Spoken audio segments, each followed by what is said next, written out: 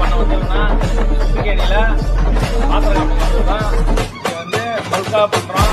250 kilo mutton வடி biryani, side dish வந்து முட்டை கிரேவி, ஒயிட் ரைஸு, ரசம், ஆனியனு, ஃப்ரையு, பிரெட் அல்வா, கத்திரிக்காய் இது எல்லாமே பண்ணுறோம்.